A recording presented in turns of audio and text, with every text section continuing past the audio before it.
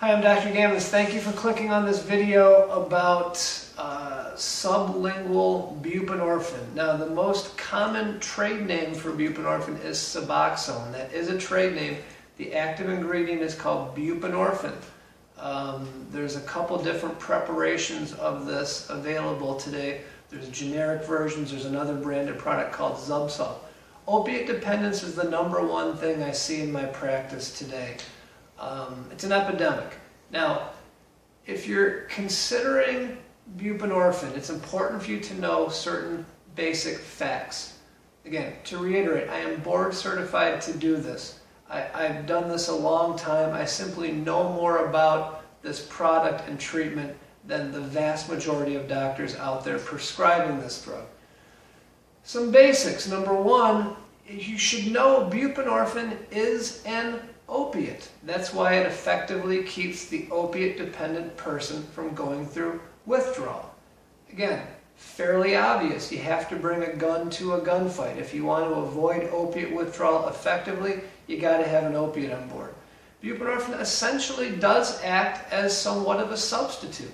We're substituting buprenorphine for what the individual is using before they walk into the office, whether that's painkillers or street heroin. It's a pretty good substitute, however, when used appropriately. You have to use this in combination with other abusable drugs. You're not to be on a higher dose than you need. You know, it's very important that individuals engage in some sort of behavioral change, whether that's counseling, group or individual therapy, 12-step support. These things appear to be very important in achieving good long-term outcomes, especially if the individual is interested in tapering off of buprenorphine.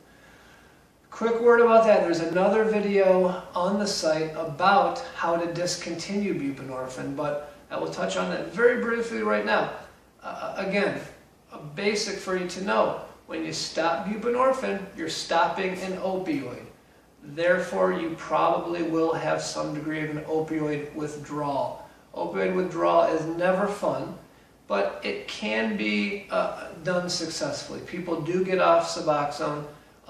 Again, this is where behavioral change via counseling, therapy, 12-step support, all of the above seems to be very important.